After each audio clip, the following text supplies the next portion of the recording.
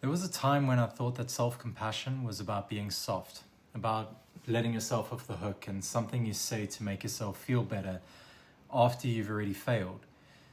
That was how it landed for me, at least, but I didn't really understand what it was. I thought it was weakness, something passive, something you do once, everything's already fallen apart. But the truth is, it's the first decision. It's the one that decides everything that happens after, because whether you're in a spiral or whether I hold it together or whether I even show up again the next day comes down to that one moment where I either turn towards myself or I pull away from myself.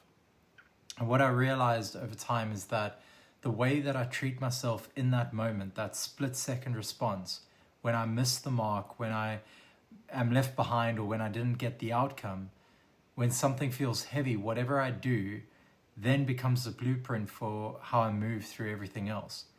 Because every time I pulled away from myself in those moments, every time I judged myself, every time I tightened, every time I went quiet, or every time I distracted myself or tried to outwork the discomfort, what I was really doing was reinforcing the belief that I had to earn my own love, that I wasn't allowed to be myself unless I am performing well, unless I had proof that I was doing something right, and unless I had an outcome that made sense.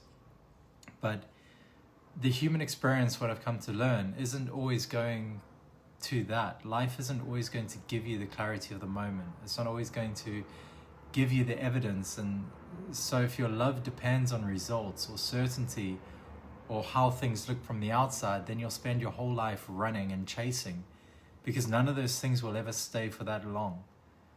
And what I started to see is that self-compassion isn't the opposite of accountability, it's the foundation of it. Because when I can force myself honestly without turning away, when I can feel disappointment or doubt or pain or rejection without judging it, I don't need to avoid it, I don't need to pretend. I can actually see then what's true. And from that place I can respond, from that place I can move forward. Because harshness didn't make me grow. Shame didn't make me wiser.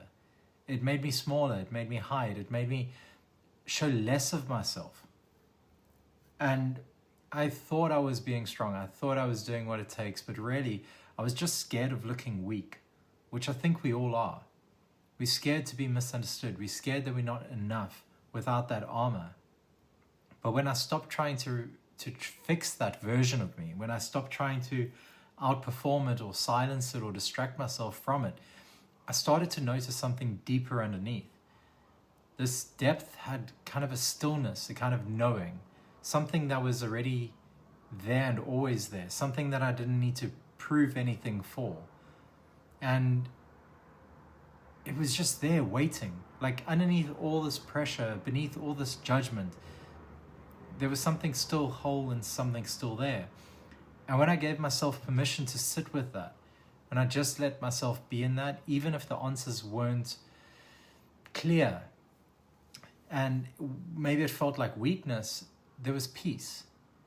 Because everything was perfect, because I wasn't at war with myself anymore. And that moment for me is what self-compassion really is. It's not about telling yourself that it's all okay when it's not. It's not about pretending something doesn't matter. It's the decision to stay close, even when it's uncomfortable, even when it's messy, even when the version of you in front of you is raw or tired or confused or just had enough. Because if I abandon myself there, then what I'm really saying is that I only deserve my own kindness when I'm winning. And that belief just doesn't sit quietly in the background. It begins to shape everything. It fuels burnout. It makes you chase validation. It's what keeps you performing for love instead of receiving it. But when that belief shifts, when you start showing up for yourself in the places that you used to run from, your whole system recalibrates. You stop scanning for approval, you stop editing who you've been just to be accepted, and you stop delaying your peace until the next milestone. You're not doing it to get something. You're doing it because you've already remembered who you are. You're already holding yourself from the inside. And from that place, even when things don't make sense yet, you're steady. Because well, not because life is easier, but because you're not divided anymore. You're not rejecting the parts of yourself while trying to grow. You're actually growing from a place of wholeness, a place of completeness. And that's what no one really tells you in life, is that self-compassion isn't passive.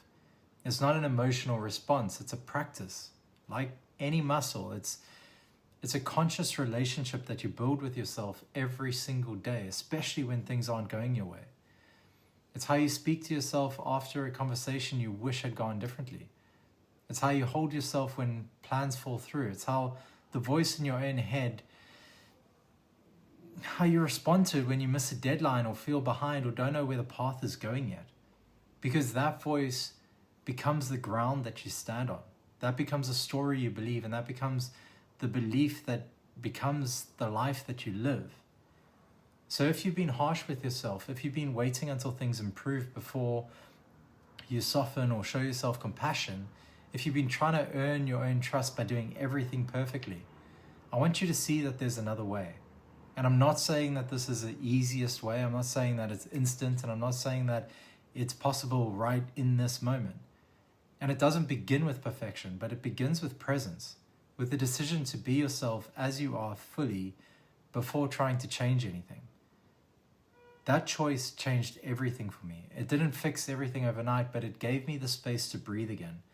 And when I could breathe again, I could finally move. And when I could move again, I could grow. But this time, it wasn't growth from the external world in. It was growth from the inside out. And for me, that came from clarity. It came from care. It came from truth. And that's what I want you to remember, is that you don't need to earn your way back to yourself. You don't need to always throw yourself under the bus and all of that. Like, underneath all that noise, underneath all that pressure, you're still whole, you're still worthy, you're still enough. And you can start from that place right now.